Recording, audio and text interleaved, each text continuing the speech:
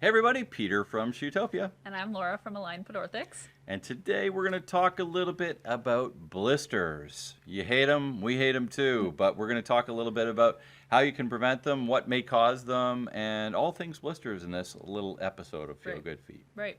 So basically a blister is friction happening on an area, and it's basically kind of pulling away the top layer of skin from the second layer, the layers below. So you get this shearing, and that's when you kind of get a bubbling of the skin. Mm-hmm. Yeah. So should you pop a blister or not? Probably not.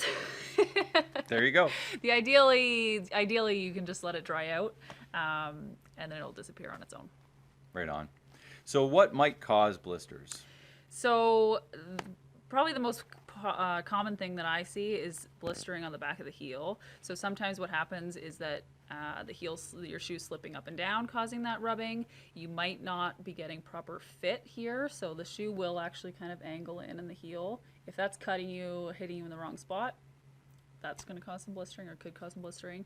And then just proper shoe fit overall. You don't want something that's too small, squeezing in.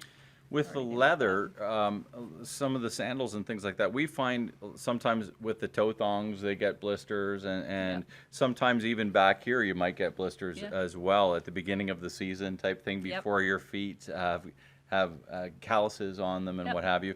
But I think the main thing there is that when you're getting into something like this, sometimes the leather, like this leather is actually pretty soft, but sometimes the leather's a little bit harder, or if it's a man-made product, it's a little bit harder. So it needs to be broken in a little bit. Sometimes we'll even take like a little pair of a wrench or a little hammer and just kind of tap away at that just to loosen it up a little bit so that it's not quite so stringent off the top. Right. And it really gives that supple softness, and could prevent some blistering right off the bat with some of the materials that might be a little bit harder if you're really loving the shoe and you want to wear it right off the bat. One of the things we were talking a little bit about before we jumped on air here was the fact that one of the biggest things with any of the footwear that you buy is that you actually just break it in before wearing it all day long, because footwear is made on elast basically with and it's not made to your foot specifically, so it needs to be customized, and your foot will do that just with wear.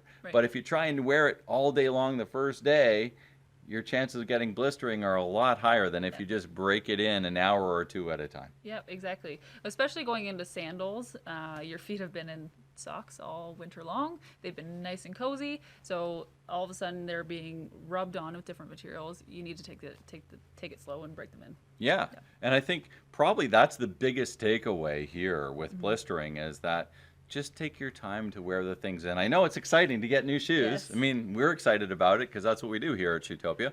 But at the same time, we want to make sure that you can wear them all summer long, and you don't just wear them that one day, get some blisters, and put them away and say, oh, I don't like that shoe. Because you have that bad first experience. Right. And don't try to power through it. Some people will get blisters, say, on the top of your foot, and then you try to keep wearing them and wearing them. It's going to get worse. So take a break, let it heal up properly, and then ease back into it again. Exactly. Anything else? The other kind of blistering that I will see is with new orthotics. So sometimes people will comment on a blister forming right in their arch. It's really common with runners, actually. And what that basically means is the orthotic isn't flexing enough. So the orthotic actually is too hard for what you need.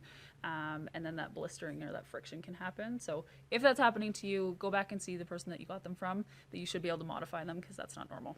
Right on. Well, hopefully this helps. What we're trying to do here at Feel Good Feet is bring healthy, happy feet to you. You're the owner of them, and we want to make sure that you're happy with your feet and feel good every day. So hopefully this helps about blisters. Another edition of Feel Good Feet wrapping up. I'm Peter from Shoetopia. You can find us in Fergus and in Mount Forest, or on shoetopia.ca. And I'm Laura, and I'm at Shift Family Health Center, or you can find me at alignpedorthics.com. Right on. Have a great day. Thanks. Bye for now.